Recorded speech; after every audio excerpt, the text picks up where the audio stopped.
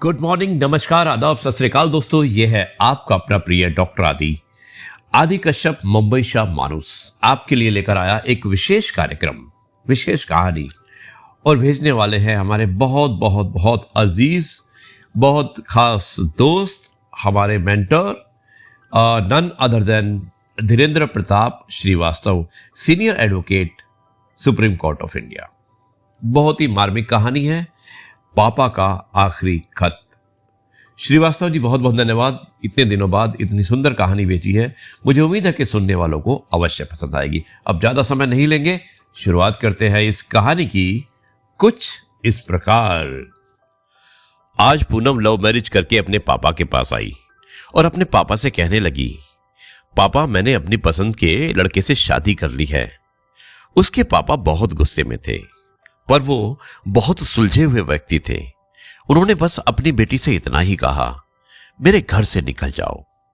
बेटी ने कहा, अभी मेरे पति के पास काम नहीं है, हमें रहने दीजिए, हम बाद में चले जाएंगे।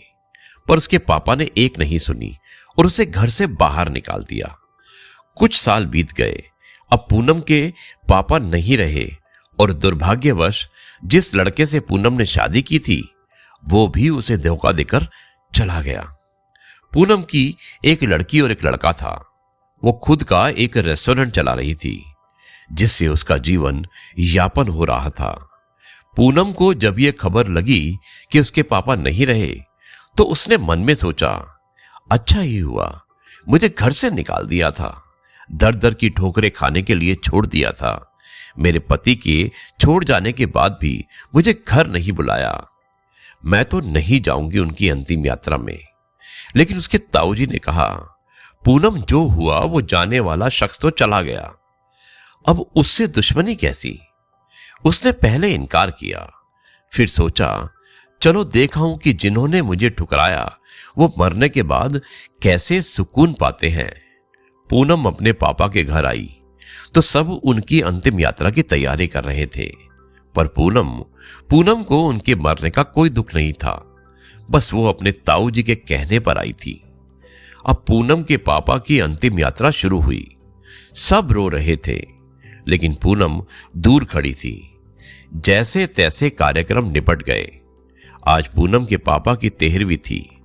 उसके ताऊजी आए और पूनम के हाथों में एक खत देते हुए बोले, ये तुम्हारे पापा ने तुम्हें दिया है, हो सके तो इसे एक बार जरूर पढ़ लेना। रात हो चुकी थी और सारे मेहमान जा चुके थे। पूनम ने वक्त निकाला और खत पढ़ने लगी।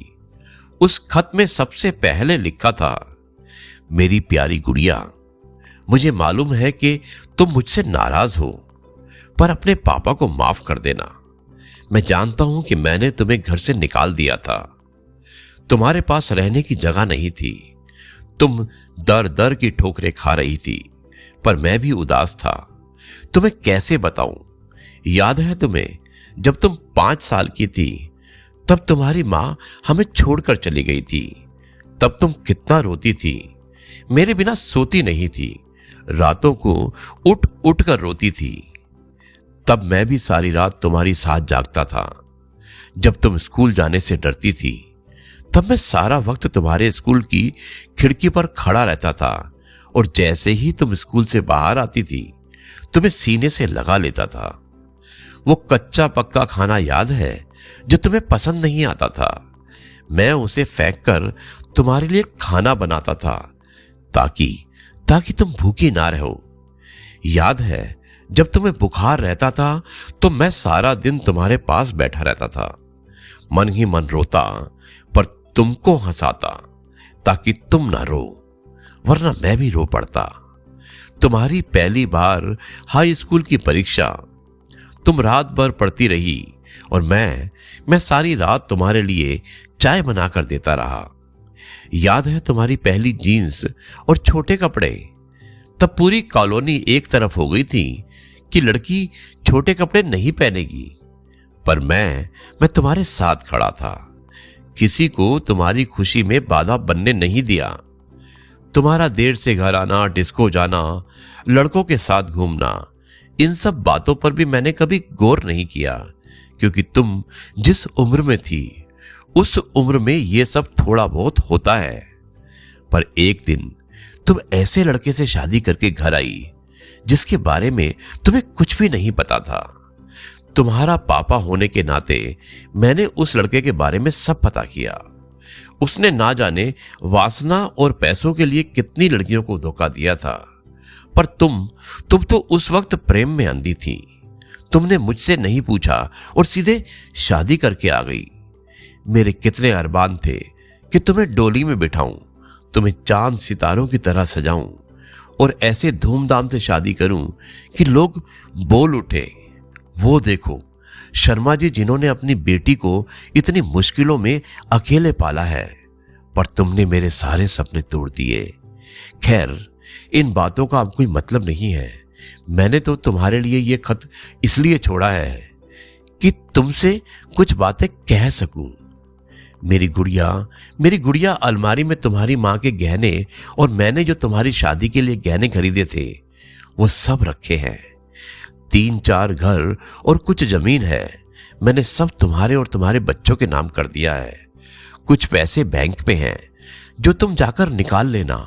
और आखिर में बस इतना ही कहूंगा, मेरी गुड़िया, तुमने मुझे दुश्मन समझा पर मैं तुम्हारा दुश्मन नहीं था। मैं तुम्हारा पापा था, वो पापा जिसने तुम्हारी मां के मरने के बाद भी दूसरी शादी नहीं की, लोगों के ताने सहे, ना जाने कितने रिश्ते ठुकराए।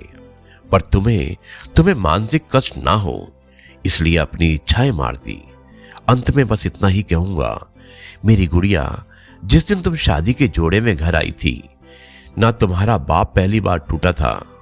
तुम्हारी मां के मरने के वक्त जितना नहीं रोया उतना उस दिन रोया और उस दिन से हर दिन रोया। इसलिए नहीं कि समाज, जात, परिवार या रिश्तेदार क्या कहेंगे, बल्कि इसलिए कि मेरी नन्ही सी गुड़िया जिसने अपनी हर छोटी बड़ी खुशी में मुझे शामिल किया, उसने शादी का इतना बड़ा फैसला लेते समय मुझे एक बार बताना भी जरूरी नहीं समझा। गुड़िया, अब तो तुम भी मां हो और औलाद का दर्द और खुशी क्या होती है, और जब दिल टूटता है तो कैसा लगता है, ये तुम अब महसूस कर सकती हो। पर मैं ईश्वर से दुआ करता हूं कि तुम्हें सारी खुशी मिले। ये पत्र पढ़कर गुड़िया बहुत जोर जोर से रोने लगी। लेकिन कहते हैं ना कि अब पछताए क्या होत है जब चिड़िया चुग गई खेत। इसलिए दोस्तों, माता पिता कभी भी अपने बच्चों के दुश्मन नहीं होते। वो हमेशा अपने बच्चों के लिए अच्छा सोचते हैं। लेकिन शायद बच्चे एक अंतर रखते हैं, कुछ बातें नहीं बताते हैं और कुछ ऐसी गलतियां कर देते हैं जिससे उन्हें बहुत पछताना पड़ता है और जिसमें वापिस आने की कोई उम्मीद नहीं होती। दोस्तों, मैं उम्मीद करता हूं कि अगर आप छोटे हैं तो अपने माँ बाप से अपनी हर बात को साझा कीजिए, उन्हें अपना दोस्त समझिए। और माँ बाप से भी उम्मीद करता हूं कि बच्चों से दोस्तों की तरह व्यवहार करें, ना कि एक सख्त व्यक्ति या सख्त माँ की तरह। धन्यवाद श्रीवास्तव जी, बहुत ही अच्छी कहानी भेजी थी, बहुत ही शिक्षाप्रद कहानी थी। मुझे उम्मीद है कि सुनने वालों को अवश्य पसंद आई होगी। अब मैं इस कार्यक्रम को यहीं पर समाप्त करता हूं और कल आपसे एक बार फिर से मुलाकात करूंगा कुछ नई बातों के साथ। तब तक के लिए आपसे कहता हूं जय गुरु जी, शुक्राना गुरु जी।